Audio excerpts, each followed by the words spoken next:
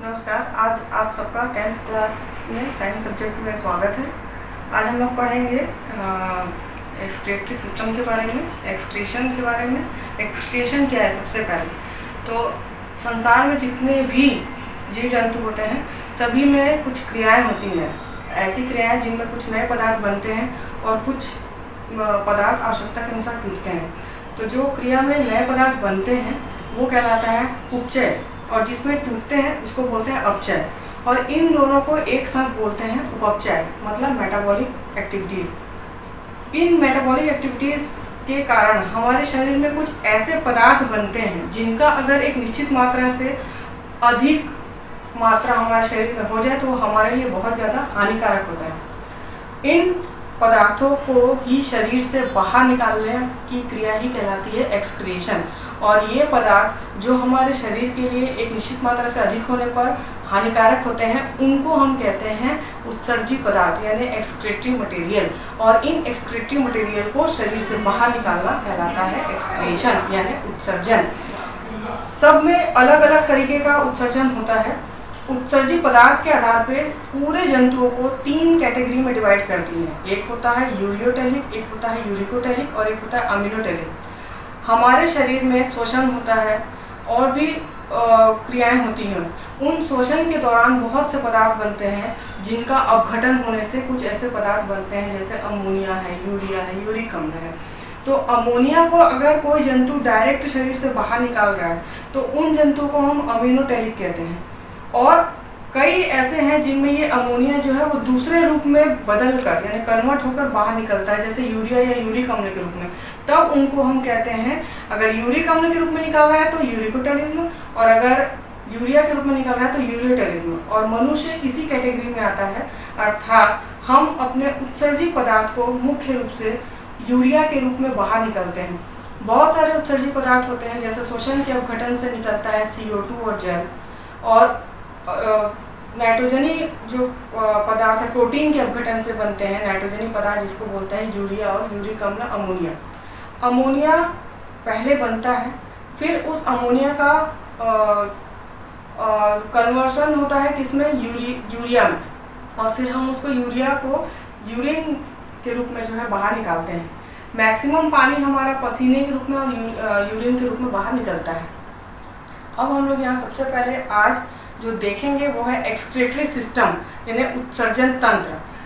जो उत्सर्जी अंग होते हैं, उत्सर्जी अंग किनको बोलेंगे? जो उत्सर्जी पदार्थों को बाहर निकालने का काम करते हैं।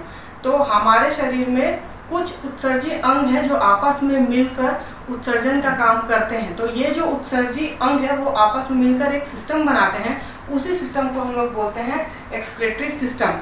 तो मनुष्य का जो एक्सक्रीटरी सिस्टम होता है उसको हम देखेंगे सबसे पहले। अब यहाँ पर हम सबसे पहले एक्सक्रीटरी सिस्टम को देखेंगे, यानी उत्सर्जी तंत्र को, मनुष्य का उत्सर्जी तंत्र। मनुष्य का जो उत्सर्जी तंत्र होता है वो 3 मेन जो ऑर्गन है उससे मिलकर बना होता है। सबसे पहला होता है ये किडनी। ये किडनी हमारे कहाँ होता है? एब्डोमेन पोर्शन में, मतलब उदरी गुहा में, उदर भाग में, डायफ्राम के ठीक नीचे में 2 लाल रंग का सेम का बीज जिस प्रकार का होता है, इस सेम के बीच के आकार का ये किडनी जो है होता है। लगभग 150 ग्राम इसका जो है वो वजन होता है। क्योंकि राइट साइड वाला जो किडनी होता है वो थोड़ा सा नीचे होता है, क्योंकि यहाँ पर लीवर होता है, इस वजह से। इस किडनी को अगर हम देखते हैं तो इसका जो आउटर पोर्शन है वो थोड़ा उभरा हुआ होता है और जो उसका आंतरिक भाग होता है वो थोड़ा सा दबा हुआ होता है। तो सबसे पहले ये एक जोड़ी किडनी होता है। इस दोनों किडनी से एक एक आप देख रहे हैं ये जो नली निकली है इसको हम बोलते हैं मूत्रवाहिनी, यानी यूरेटर। दोनों किडनी से एक एक यूरेटर निकलता है और ये दोनों यूरेटर एक कॉमन ऑर्गन पे खुलता है। इस ऑर्गन को हम बोलते हैं मूत्राशय, यानी यूरिनरी ब्लैडर। और यही यूरिनरी ब्लैडर में इन दोनों किडनी से छन कर आता है यूरिन, और यूरिन आकर यहाँ इकट्ठा होता है। और फिर इसी मूत्राशय में जब पेशी संकुचन होता है, मसल्स होते हैं यहाँ पे, उसके संकुचन से यहाँ का जो यूरिन है वो इस छोटा सा ये जो अंग दिख रहा है जिसको हम यूरेथ्रा बोलते हैं, मूत्रमार्ग, इससे वो समय समय पर बाहर निकल जाता है। एक दिन में प्रत्येक व्यक्ति में 1.5 लीटर यूरिन फॉर्मेट होता है। अगर जितना ज़्यादा पानी पिएंगे उतना ज़्यादा यूरिन बनेगा, औसतन 1.5 लीटर बनता है। अब हम देखेंगे कि ये जो दो किडनी है, दोनों ही किडनी में यहाँ पर आपको दिख रहा होगा दो ब्रांच। एक ब्रांच होता है जो दोनों किडनी में ब्लड ले जाता है, उसको हम बोलते हैं वृक्क धमनी, रीनल आर्टरी, और दूसरा ब्रांच होता है जो कहलाता है वृक्क शिरा, जो दोनों किडनी से ब्लड को लाता है। तो एक ब्रांच ब्लड ले जाता है और दूसरा लाता है। दोनों ही किडनी, ये किडनी असंख्य छोटी छोटी इकाइयों का बना होता है। इसी की इकाई जिससे मिलकर ये किडनी बना है, उसी को हम बोलते हैं नेफ्रॉन। ये नेफ्रॉन, ये आगे हम नेफ्रॉन का डायग्राम देखेंगे। तो इन्हीं नेफ्रॉन से मिलकर ये किडनी बना है, और इन्हीं किडनी में यूरिन का फॉर्मेशन होता है, यूरिन छन बनता है, रक्त जो है उससे छन कर सारे उत्सर्जी पदार्थ जो है वो छन कर यही इकट्ठे होते हैं, और यहाँ से ये जो यूरिन है ये दोनों आपका मूत्र वाहिनी यानी कि यूरेटर से होता हुआ यहाँ पर मूत्राशय यूरिनरी ब्लैडर में इकट्ठा होता है, और वहाँ से ये यूरेथ्रा के थ्रू समय समय पर बाहर निकलता है। तो ये तीन ऑर्गन मिलकर पूरा मनुष्य के उत्सर्जन तंत्र का निर्माण। हम लोग एक बार मैं रिपीट कर दे रही हूँ, जिसका जो उत्सर्जन तंत्र है मनुष्य का क्या से बना, एक जोड़ी किडनी से, दोनों किडनी से निकल रही है दो मूत्रवाहिनियां, और दोनों मूत्रवाहिनी जाके एक थैलेनुमा संरचना में खुल रहा है जिसको बोलते हैं मूत्राशय। यहाँ से ये मूत्र मार्ग के थ्रू समय समय पर बाहर निकाल दिया जाता है।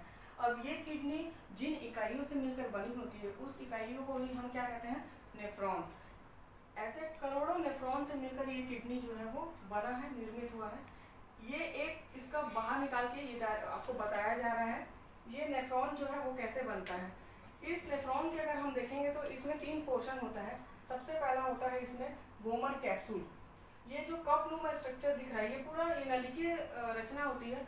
इसका जो पहला सिरा जो कि ये स्वतंत्र सिरा है, जो कपनुमा होता है, इसी को हम कहते हैं बोमन कैप्सूल।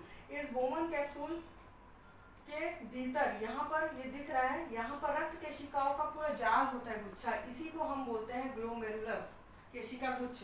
ये बोमन कैप्सूल इसका पहला पोर्शन है नेफ्रॉन का। इस बोमन कैप्सूल से हम आगे जाएंगे तो यहाँ पर ये रचना दिख रही है, इसी को हम बोलते हैं समीपस्थ कुंडलित नलिका यानी प्रॉक्सिमल कॉन्वोल्यूटेड ट्यूबुल। ये भाग चूंकि बोमन कैप्सूल के नजदीक है, इसको हम समीपस्थ कहते हैं। फिर ये पीसीटी से आगे जाता है, ये यू आकार का नली, इसको हम कहते हैं हैनेले लूप। हैनेले लूप का दो ब्रांच है, एक है जो ऊपर से नीचे आ रहा है, इसको बोलते हैं डिसेंडिंग लीफ, और दूसरा ब्रांच है ये जो नीचे से ऊपर जा रहा है, इसको बोलते हैं असेंडिंग लीफ। हैनेले लूप के बाद जो थर्ड होता है, इसका लास्ट वाला पोर्शन ये होता है डीसीटी यानी दूरस्थ कुंडलित नलिका। प्रॉक्सिमल कॉन्वोल्यूटेड और डिस्टल कॉन्वोल्यूटेड ट्यूबुल। प्रॉक्सिमल जो इस बोमन कैप्सूल के पास है, और डिस्टल जो बोमन कैप्सूल से दूर है। इस प्रकार बोमन कैप्सूल, पीसीटी, हैनेले लूप और डीसीटी, ये चार भागों से मिलकर ये नेफ्रॉन जो है बना होता है। क्योंकि ये डीसीटी आगे जाके एक नली में खुल रहा है जिसको हम बोलते हैं संग्राहक नलिका, कलेक्टिंग डक्ट। ये कलेक्टिंग डक्ट नेफ्रॉन का हिस्सा नहीं है। यहाँ पर यहीं पे अब ये जो ग्लोमेरुलस है, आप देख सकते हैं ग्लोमेरुलस में एक शाखा जो है वो रीनल आर्टरी का एक शाखा जो ब्लड को लेकर आ रहा है, इसको हम बोलते हैं एफरेंट आर्ट्रियोल। ये ब्लड को लेकर इस कपनुमा बोमन कैप्सूल में आता है, और यहाँ से ब्लड गुच्छा बनाते हैं, सर्कुलेट होकर जो इसका अंतिम सिरा यहाँ से निकलता है, उसको हम बोलते हैं एफरेंट। एफरेंट आर्ट्रियोल से ब्लड इसमें आ रहा है, और दूसरा होता है इफरेंट आर्ट्रियोल, जिससे ब्लड जो है इसमें से बाहर निकल रहा है।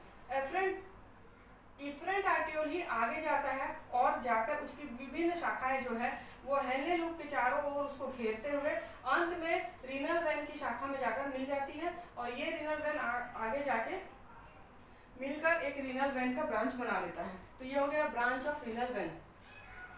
यहाँ रीनल आर्टरी से ब्लड आया, ब्लड आने के बाद यहाँ पर सर्कुलेट जब होता है तो यहाँ का दाब बहुत बढ़ जाता है, और उस दाब के प्रेशर से ये बोमन कैप्सूल है और आपका ये जो रक्त नलिका है, इनके बीच में छोटे छोटे छिद्र होते हैं। जब यहाँ प्रेशर पड़ता है तो ब्लड में उपस्थित जो ग्लूकोज है, पानी है, लवण है, यूरिया, यूरिक अम्ल, जो उत्सर्जी पदार्थ है, ये उत्सर्जी पदार्थ जो है वहाँ से प्रेशर में छन के यहाँ आ जाते हैं बोमन कैप्सूल में, और बोमन कैप्सूल में ये जो आ जाते हैं फिर यहाँ से ये आगे बढ़ते हैं, यही आगे जाके यूरिन का फॉर्म करते हैं, यूरिन बनाते हैं। यही जब ग्लूकोज, यूरिया, यूरिक अम्ल ये सब छन कर यहाँ आ गए तो वही सब मिलकर एक साथ कहलाता है यूरिन। आगे ग्लोमेरुलस से होता हुआ पीसीटी में आता है, पीसीटी से होता हुआ ये यूरिन DCT में आता है। जब यहाँ आता है तो यूरिन के फॉर्मेशन का 3 प्रोसीजर होता है। चूँकि 10th क्लास में इसको डिटेल में नहीं पढ़ना है, मैं आपको सिर्फ बता दूंगी कि पहला होता है अति सूक्ष्म क्षरण अल्ट्राफिल्ट्रेशन, दूसरा होता है सेलेक्टिव रीअब्जॉर्प्शन और तीसरा होता है ट्यूबुलर सिक्रेशन। आपको अभी इसमें सिर्फ स्ट्रक्चर पढ़ना है। वो स्ट्रक्चर यही है कि यहाँ से ब्लड इसमें छन कर आया, यहाँ पर आता है जब छन के, तो यही आगे जाके क्या बनाता है यूरिन, और यही यूरिन जो है वो धीरे धीरे धीरे यहाँ से डिसेंडिंग से असेंडिंग में जाता है, असेंडिंग से DCT में जाता है, और DCT से जाके इकट्ठा होता है इसमें कलेक्टिंग डक्ट में। ऐसे बहुत सारी कलेक्टिंग डक्ट होंगी, इनमें से कुछ कलेक्टिंग डक्ट आपस में जुड़कर एक कॉमन कलेक्टिंग डक्ट बनाएंगी, और ऐसे बहुत से कलेक्टिंग डक्ट आपको इस किडनी में यहाँ पे दिखाई देगा। ये सारे की कलेक्टिंग डक्ट आपस में जाके और एक चौड़ी नली में खुलेगा, और वही चौड़ी नली आगे जाके पेल्विस में खुलता है। और यही पेल्विस जो है, जो सारे कलेक्टिंग डक्ट हैं, वो जब जिस कॉमन कलेक्टिंग में खुलेगा तो उसको बेलिनी बोलते हैं, और ऐसे कई बेलिनी डक्ट फिर आपस में जाके एक और चौड़ी नली में खुलेगा, उसको बोलते हैं पेल्विस। और यही पेल्विस जब यहाँ से बाहर निकलता है तो यही आगे जाके मूत्र वाहिनी का निर्माण करता है, और इस प्रकार से पेल्विस से होता हुआ यूरिन जो है वो मूत्र वाहिनी में आता है, और मूत्र वाहिनी से आता हुआ कहाँ इकट्ठा होता है, मूत्राशय में, और फिर मूत्र मार्ग के थ्रू बाहर निकल जाता है। तो इस प्रकार इस वीडियो में हम सिर्फ यही देखेंगे कि उत्सर्जन तंत्र मनुष्य का और उसकी जो इकाई नेफ्रॉन, उसका संरचना और वो कैसे काम करता है। Thank you.